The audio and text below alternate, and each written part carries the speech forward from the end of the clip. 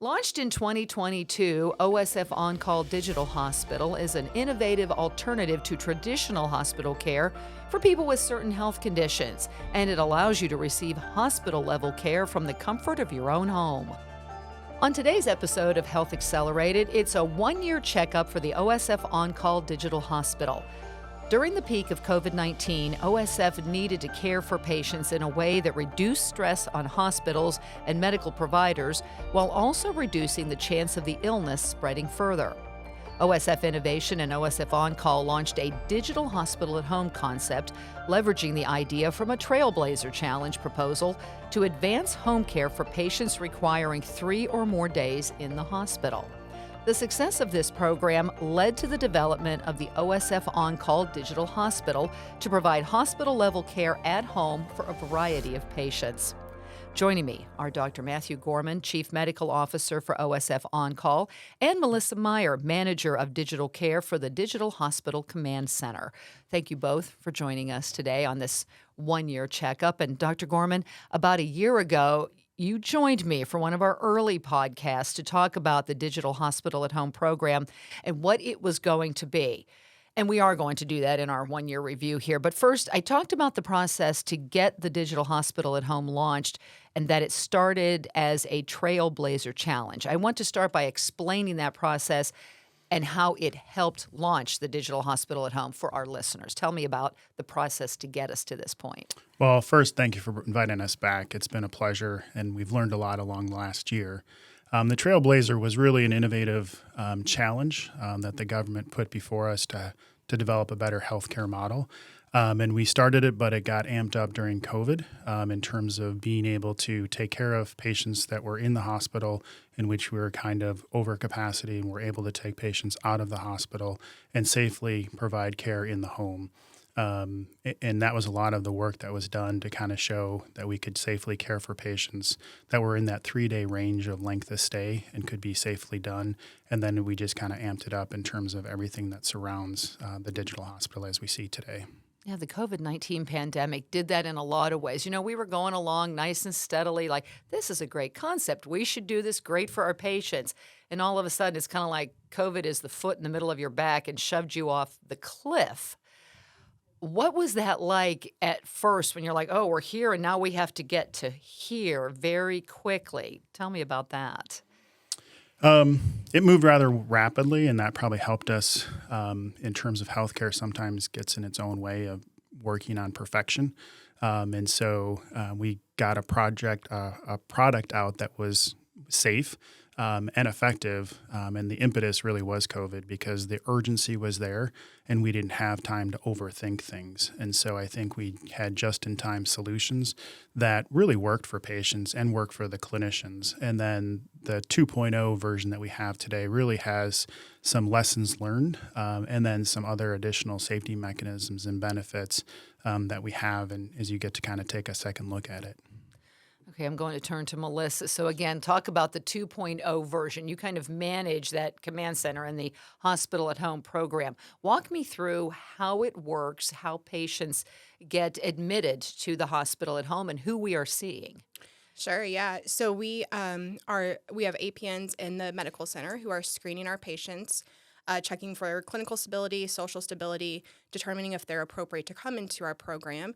And then from there, our team comes in and we transport them, whisk them away, get them home, set up equipment, and begin providing care in their home. Yeah, that's the thing I think people don't realize. You don't have to have all this stuff in your home.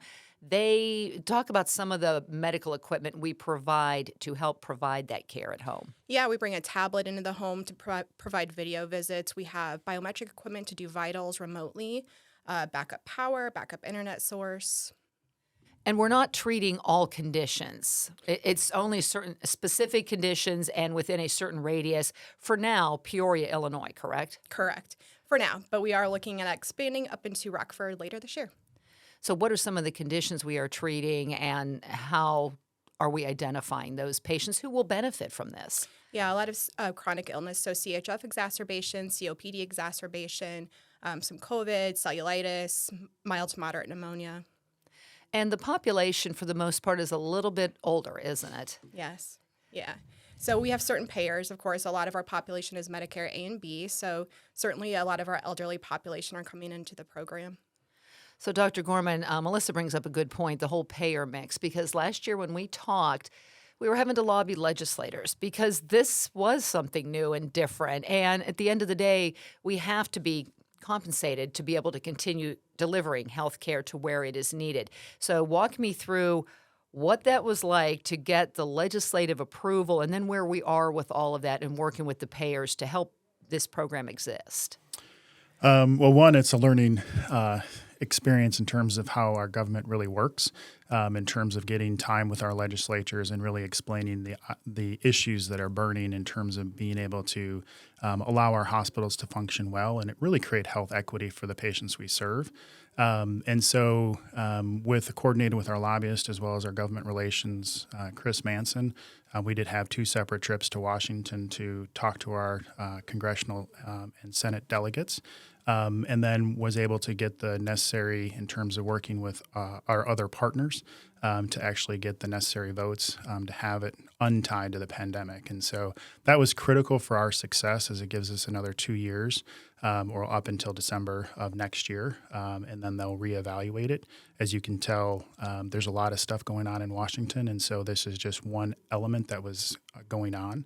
But it was a crucial element of getting in. We did get bipartisan support, which I think is critical for future endeavors. And I think you're also going to hear later on of just how successful this program has been.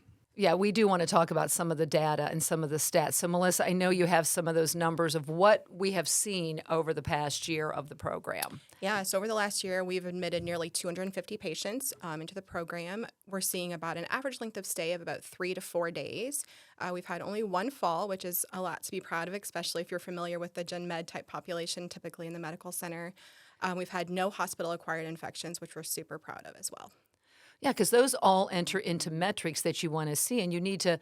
It's the proof is in the numbers. And I think the other thing, your patient satisfaction numbers are pretty much off the charts, aren't they? Yeah, it's through the roof. Our patients love being at home, and we see that in our numbers for sure. Patients love being with their pets, their family, their own visiting hours. Their friends and family can come as they want. And we take for granted simple things like our own bed linens, our own body wash, and things like that in the home, but the patients just love being home, and we certainly see that. But is that some of the education process? Because even though we've admitted almost 250 patients, I know you and your team would love to have tripled that number because that means you're lessening the impact on the inpatient world as it is. And you know the benefits, like you said, of some of those home comforts. But that being said, there's an educational process because there's something to be said for the comfort of traditional brick and mortar, isn't there?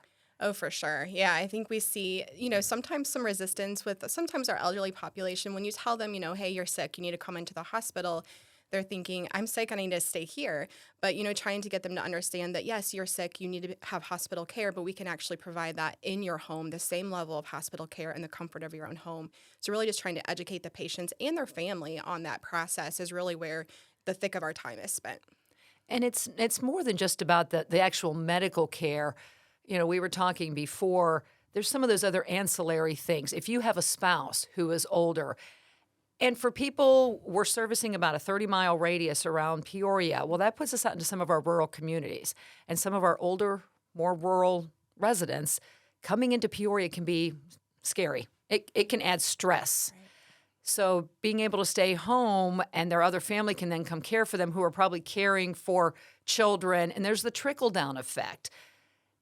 Does that help once they kind of see it working? Oh, for sure. I mean, it's really some of that caregiver stress is what you're talking about, and being able to, not have to make the trek in, not have to park and walk into the medical center, find your loved one, just having them home and not having to do those extra trips really is helpful for the patient and the family, a huge satisfier.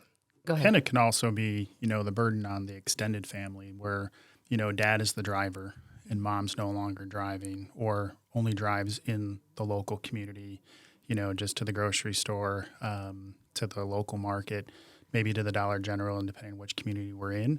And so then to consider mom would drive into the big city of Peoria, and many of us kind of chuckle about that. But I mean, for some, that's a really big travel, or just going across a bridge. I can't believe how many people, because I live on the other side of the river.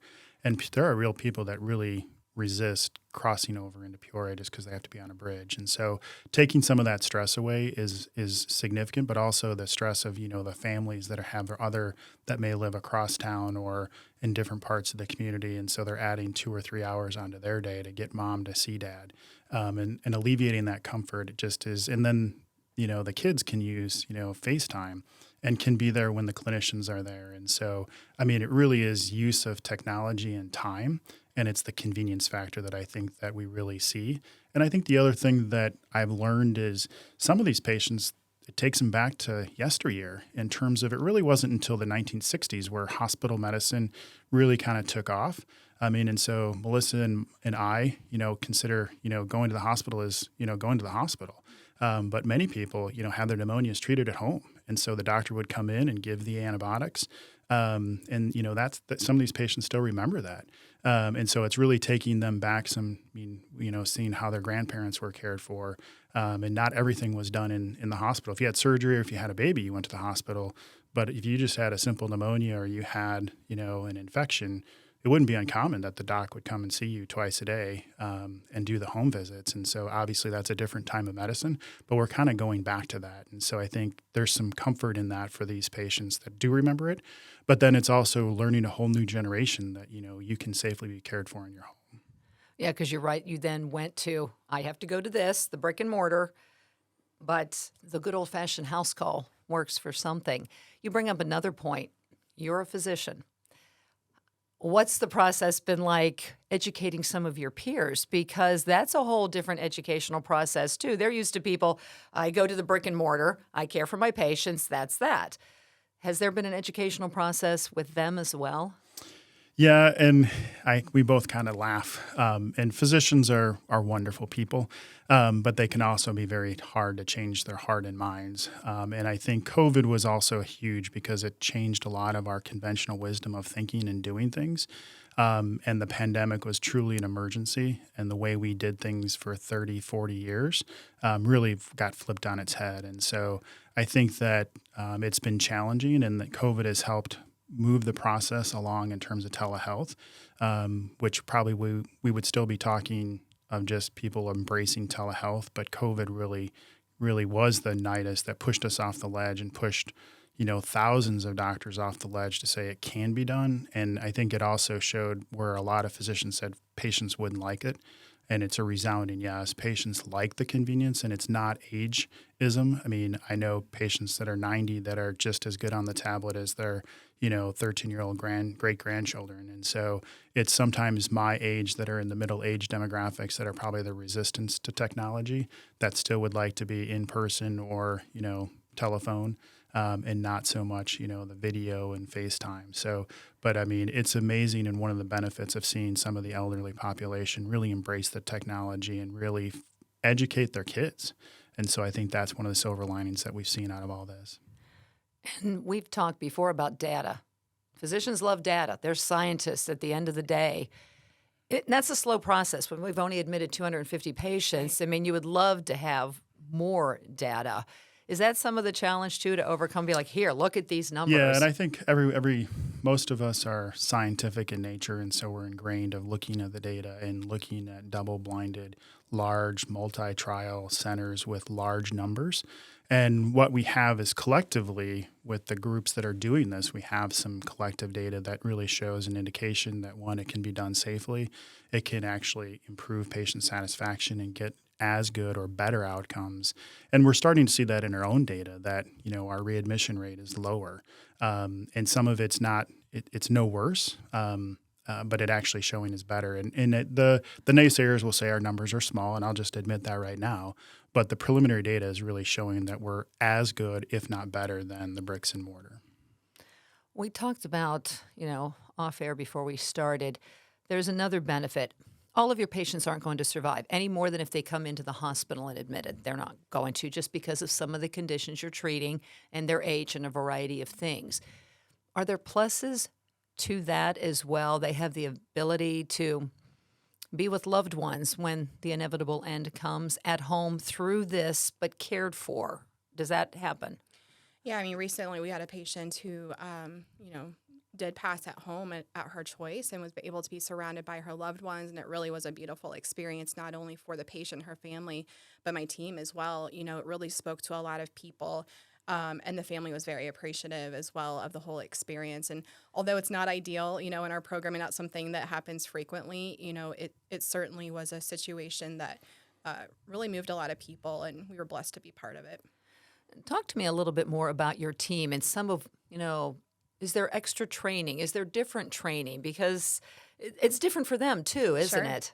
Yeah, it is different. Our team, we have a great team. So, of course, we got physicians, APNs, nurses, CNAs, HCAs, all working together to care for our patients in their different roles. And really, our nurses, we look for nurses who've had a, med-surg type background. We don't typically take brand new nurses because they do have a lot of autonomy out in the field, in the home. But they're usually, have had some background working in the hospital in some way, shape, or form on a floor. But really, they have to be, agile and flexible. There's a lot of change, a lot of moving parts in this type of a program, and also confident in their assessment skills, when they're in the home, identifying something and being able to escalate that timely to ensure that we are able to take great care of the patient.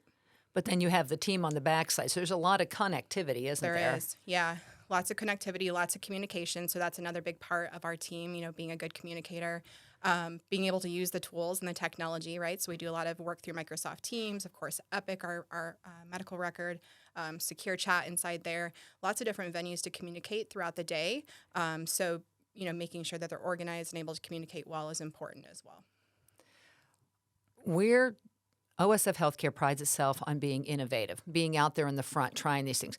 There aren't a lot of healthcare systems doing this across the state of Illinois, are there? No, we're really the leader in this. I mean, there are 5 others, and we are 5 times greater in terms of the volume of patients being served than the second. And then it falls down precipitously after that in terms of some programs have only admitted 1 and just proved that they could do it, and then kind of are still working out the logistics. And then there's others that have been approved but really have not admitted because you had to get a waiver through the government. And so some went through the process, but then just either from time and resources, it takes a significant commitment, and it's also a different way of doing things. And so changing and creating the culture and then doing the work, it's labor intensive, and it's also, but I think the people that are right before you today really believe in it and know that it's a good model. Yeah, I have to believe that's having support behind you. And even though if there's slow baby steps, but now, Melissa, you talked about later this year, or hopefully by the end of the year, we have another location. How exciting is that for you and your team? Yeah, it's incredibly exciting. We're excited to be able to expand this to the Rockford market and all of the patients in that area, and just be able to be part of a new care model up there. So we've been, of course, partnering and working with the team up there, and I'm recruiting and hiring for the field clinicians up there. So it's a really exciting time, and we can't wait to launch it. What else does the future hold? If you could look, and I'm pretty sure I asked you this a year ago, Dr. Gorman, looking into that crystal ball, if you could predict, because we kind of have to get into this government renewal cycle now and the payer mix cycle, it would be ideal to solve some of those problems in a longer term fashion. But if you're looking into that crystal ball, where do you see 5, maybe 10 years from now with this program? I believe it will really continue to grow. I think some of the limitations will be, how the government has set it up, making sure there's 30 minutes response times. And so I think we'll maybe have a hub and spoke. And there have been some demonstrations that have been done in more rural, kind of in the mountains with Intermountain that was doing that. And so using satellite technology, because sometimes when we get into the rural area, internet connectivity is an issue. And so for some of those in more rural areas, it's not as, I grew up outside Chicago, and you don't think about, dropping a signal. I mean, you worry about just being slow when you're in a stadium of 50,000 people all trying to look up the same thing when, there's a fact that's done and you're like, wow, this is really slow, versus when you're in some rural parts and there is no signal. And so some of those things we're working through. And I mean, we do have solutions today, but I think that'll be even more solved, and I think this will just continue to grow. And I think the footprint is we can scale this to a much larger component, and maybe a solution for some of these healthcare deserts we're running into, where community hospitals are really struggling today. And I'm not saying that this is going to be the solution, but I think it could be part of the solution, because we can't see all patients, but we can definitely care for many patients. And I think that's going to be the big thing, is what's the next group of patients that we can continue to say safely do that, 5 years ago we'd have been said, you can't do that outside the hospital, and we can. I hear excitement in both your voices. I'll take the final word from each of you. Melissa, I'll start with you. What do you want people to take away from this, and what excites you about it every day going to work with this program? Yeah, I think just the ability, the innovation, the way that we're able to provide this level of care in the home is incredible. And not only that, but the team of mission partners who are doing this are just phenomenal. I just can't say enough good about them. But, they've all spoken about how this has really renewed their heart, as to why they got into healthcare in the first place. And it's been very exciting for them. And they're all very blessed to be part of it as well. And they love being able to spend this time to focus with their patients one-on-one in their homes and really get to know them. Dr. Gorman? I think she summarized it quite well, but it really gets us back to the basics, and really healthcare is personal. And I think it allows us to go into someone's home, and it's amazing of how you can, when you're welcomed into someone's home, it's a privilege. And I think when we can do that and kind of really get to know them, and you just by looking at what's in their home, from the furniture style to what they collect to pictures and mementos, you can really get an interpretation of how that patient is doing, either well or not so well. Looking into the refrigerator, if it's full of food, you get a pretty good indication how they're doing. And when there's not much in it, in my college days, I won't go what's all in there, but, there probably wasn't many fruits and vegetables and well balanced. And you look into that, you can really get the window of, how a patient's doing. And then we can tailor the healthcare to that a little bit more. And you can look and see, the pill bottles, and some will bring them into the hospital, but when you can kind of see, how patients are compliant, and we can really get a window of how well they're going to do. And if they're at risk, we can kind of surround them with extra resources. So I think that's the blessing that we have in this model, and we really need to expand on it. Well, Dr. Matthew Gorman, Melissa Meier, thank you for giving us our 1-year checkup on the digital hospital at home, and we'll continue to look toward great things down the road. Thank you both for being with us. Thank you very much. Thank you for joining us for this edition of Health Accelerated, brought to you by OSF HealthCare. Listen and subscribe on your favorite podcast app. You can also find links to any of our episodes at osfinnovation.org/healthaccelerated.